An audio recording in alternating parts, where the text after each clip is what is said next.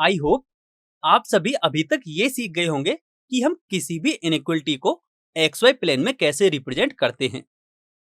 तो चलिए अब एक कॉन्सेप्ट टेस्ट करते हैं।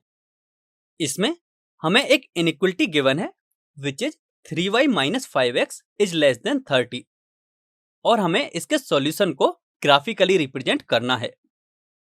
तो अब आप इस क्वेश्चन को खुद से सॉल्व करने की ट्राई कीजिए। So please pause the video here and take 5 minutes to solve this question.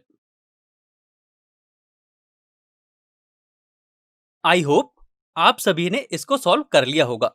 तो चलिए अब इसका सॉल्यूशन डिस्कस करते हैं। सबसे पहले हम इस इनइक्वलिटी को इक्वलिटी में चेंज करेंगे जिससे कि हमें ये इक्वेशन मिलेगी एंड इस इक्वेशन को हम रीअरेंज करके कुछ इस तरह से भी लिख सकते हैं। अब हम इसे XY प्लेन में रिप्रेजेंट करेंगे। उसके लिए हम x एंड y की करस्पॉन्डिंग वैल्यूज फाइंड करते हैं।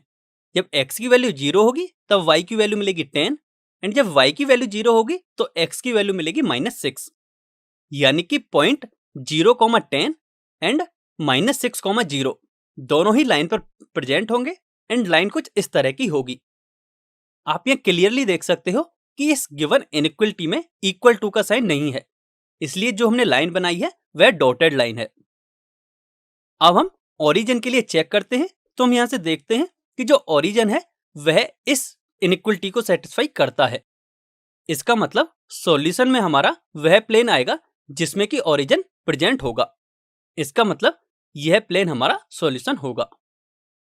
आई होप आप सभी को यह समझ में आ गया होगा कि हम किसी भी इनइक्वलिटी को XY प्लेन में कैसे रिप्रेजेंट करते हैं।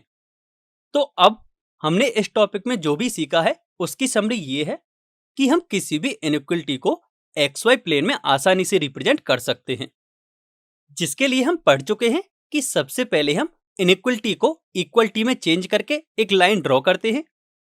अब एक पॉइंट लेते हैं ओरिजिन और ये चेक करते हैं कि जो ओरिजिन है वह गिवन इनइक्वलिटी को सेटिस्फाई करता है या नहीं।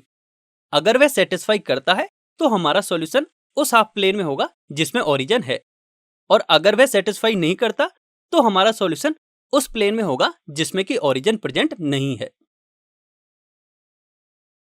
अब आपको ये सभी रेफरेंस क्वेश्चंस सॉल्व करने हैं।